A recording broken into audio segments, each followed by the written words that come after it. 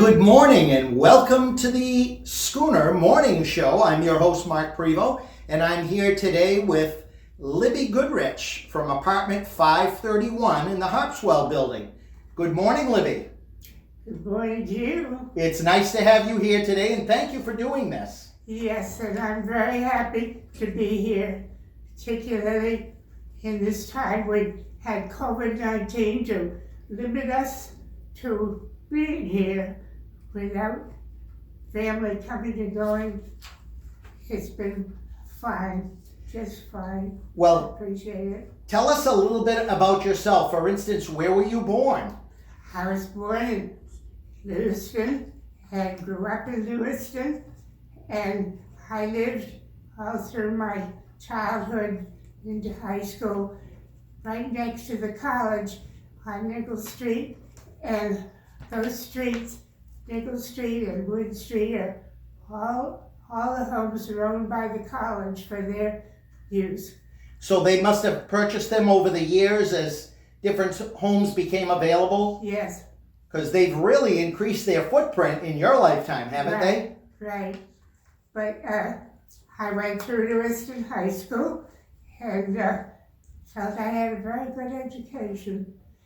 And I went on to University of Maine in Orono, graduating in 1949. The war ended, World War II, and met my husband who had come back from the war, who grew up in Auburn, Berkeley, Goodrich, and we had a wonderful long marriage. He died at 89 and I'm now 92. Wow. Now, did you have children? 4 children. 4 children. 4 children. The oldest is just over 70, and the next is 72, and the next is 74, and no, backwards. And the youngest, Jonathan, was 13 years younger than the youngest before that, so he had 5 parents. We loved him. And now I have 9 grandchildren and 4 great-grands.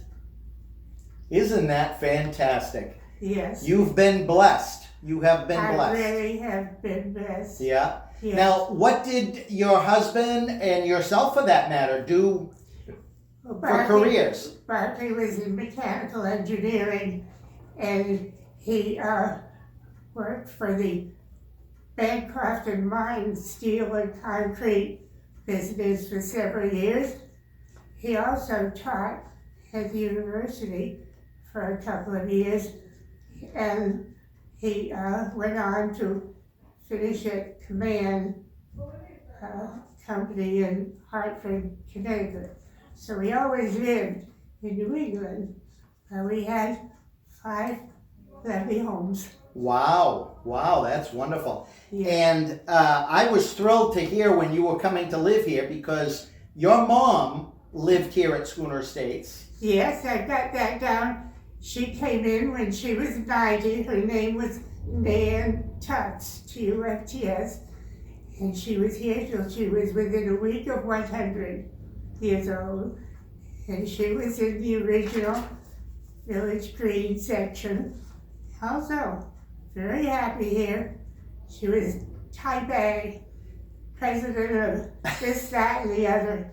And I'm very proud of her accomplishments. When I started here in 1997, your mom taught me right from wrong and what Schooner Estates was all about and what it needed to be like. Type A. Yeah, when I heard the word Nan Tufts, I didn't think of it the way you spelled it. I thought of it Tuff. She was one tough cookie. She was.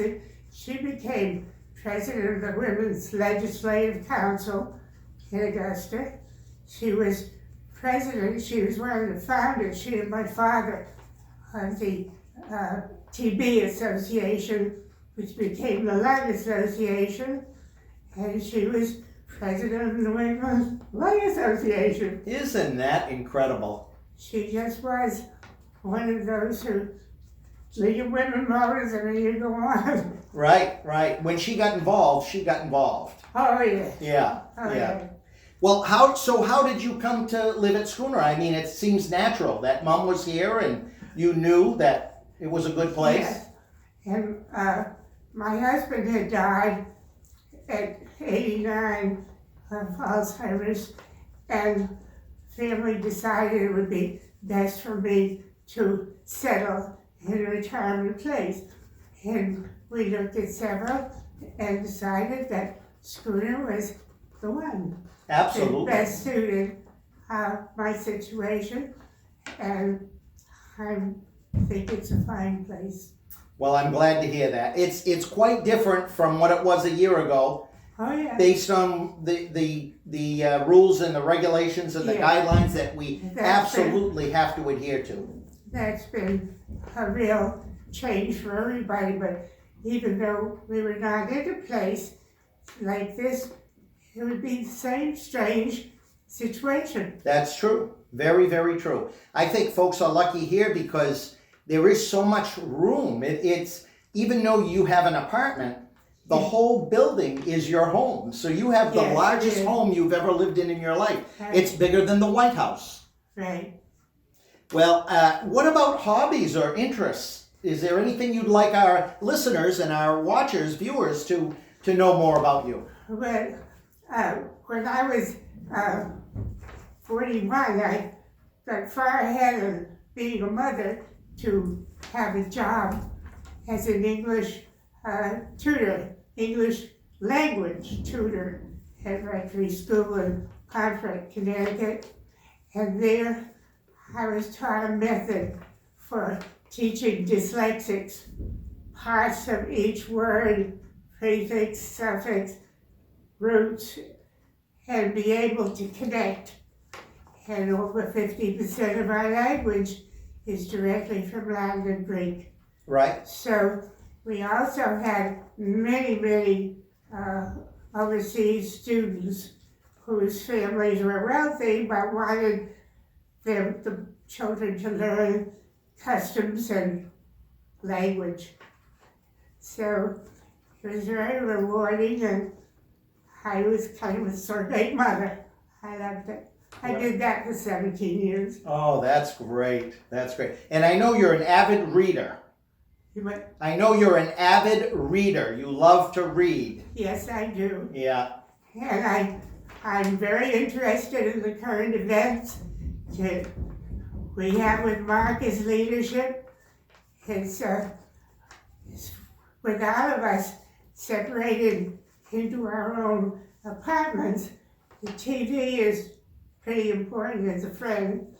And so I'm pretty up on current events. Right. And we do that every Thursday morning Yeah. at 10:15 down in the Tenants Harbor Room. Matter of Yes. fact, I bet you people will be watching Right. a show just like this on Thursday morning, Right. just before we do that. So, Libby, you've been a wonderful guest, as I knew you would be. And Right. please Yeah, absolutely. encourage your friends and neighbors here at Schooner to come down and do this as well. I will do that, and I've had the problem of being very deaf and changing hearing devices. My hearing is going to make it much easier for me to be in group situations. Good. So, And we hope that we're able to get back to somewhat normal, whatever that is, very, very soon. right. Being separated by 5 or 6 feet or more makes it very hard to communicate in a group. And people have to learn that all elderly people need to have other people speak more slowly and enunciate. That's a help. I do that to my wife, and she thinks that I'm being funny with her. When I talk slowly and enunciate my words, she thinks I'm being funny with her. Oh dear. Oh. Well, situations differ with every individual. That is very true. Well, Libby, you've been an absolute delight, and I thank you very much for sharing some time with us this morning. I want to thank this man in particular for being so warm and friendly and completely ready to talk on any subject and leave the whole deal. John, my boss, did you hear that? Well, thank you all out there in TV land for tuning in to the Schooner Morning Show. I'm your host, Mark Prevost. Our guest today was Libby Goodrich in apartment 531. Thank you for tuning in. Have a wonderful day.